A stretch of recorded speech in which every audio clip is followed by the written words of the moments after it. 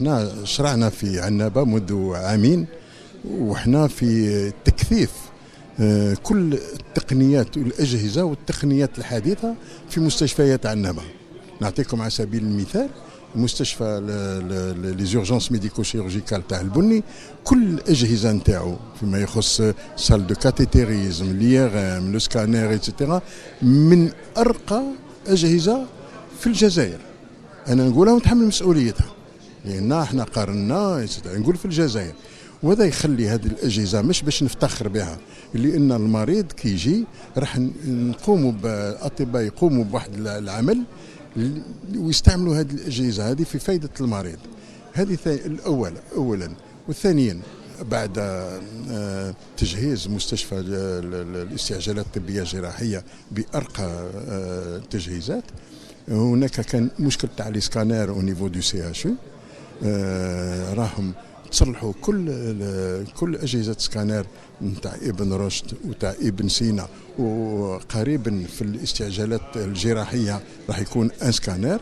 ونبشر ناس الحجار ونواحي الحجار عين بارده ايتترا، مستشفى الحجار ستكون فيه مصلحه جد حديثه، وراح نشرعوا من اسبوع 15 يوم نحطوا ان سكانير باش نخفوا الثقل على ونخفوا الانتظار تاع المواطن عنده. هذه نبشر بالخير كل المواطنين باللي الحجار راح تكون عنده مصلحة ليماجري ميديكال، وفيها من أحدث أجهزة سكانير. وإن شاء الله نزيدوا ناس كاليتوسا راهم عندهم من تريبل بولي كلينيك، والحمد لله يعني فيها كل الجا، وخاصتهم اون ايكوغرافي.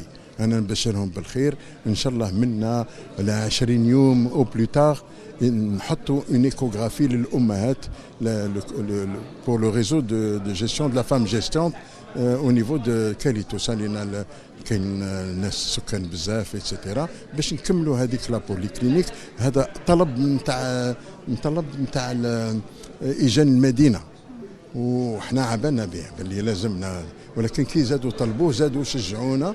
وان شاء الله منا 15 يوم يكون هذه الترقيه نتاع الخدمات في العياده نتاع الخدمات تاع كاليتوسا، ونبقاو في هذه الامور هذه. رانا الان في نقاش كبير مع وزاره الماليه ووزاره الصحه في اطار لاربيتراج باش عين بارده وشطيبي تكون فيها دي بلوك اوبيراتوار.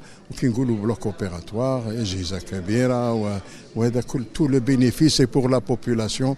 وانا نعتبر كانها امر عندي انا، يعني عين بارده وشطيبي عزاز علينا الناس هذوك، وفي مناطق شويه بعيده على قلب المدينه. ما نجمش نقول واحد من عين بارده لازم يدير تو لو تراجي بور فينير او سي اش دو عنابه. نخلقوا له واحد الجو طبي وجراحي